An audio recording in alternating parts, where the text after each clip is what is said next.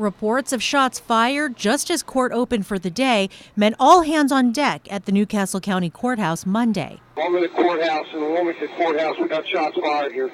In the end, 3 people were dead, including mom of 3, Christine Belford. Belford was there for a child support hearing, as was her ex-husband, David Matuzowicz. This was not, I reiterate, not a random act of violence.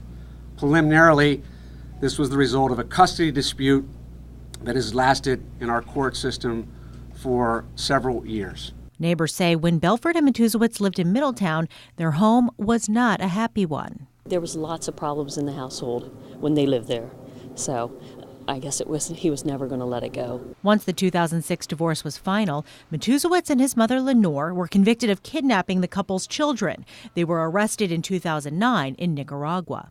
Belford, by this time, had moved to Newark with her daughters. But once again, neighbors say she's still worried about her ex-husband and former in-laws. If you look around her house at the windows, she's had all the windows secured, locked. She's got cameras all around her house. She one time had 2 huge German Shepherd dogs. So she was terrified of what could happen. Her daughter used to play with my grandson occasionally when my grandson was visiting. He was over there one time. Most of the time they played over here.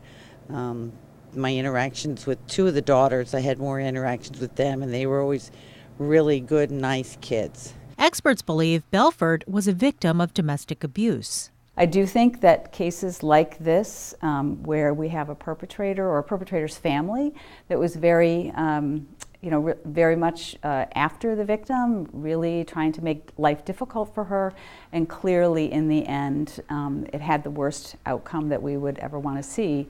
Meantime, state officials have slapped a restraining order against Matuzowicz's mother, Lenore. This is her leaving federal court Tuesday. Son David is in custody on parole violations charges. Lenore must stay at least 1,000 feet away from her grandchildren. Domestic violence experts say what happened here is the exception, not the rule. I really want to emphasize that in my over 20 years of doing this work, we've never had anything like this happen, going to court for getting help, and that we want victims to feel safe coming to court. I'm sure the court will take a look at some of their security procedures in that front area and make whatever changes they deem necessary. But in general, we want victims to feel like they can access civil protection orders, they can access law enforcement, that the court is a safe place for them to go.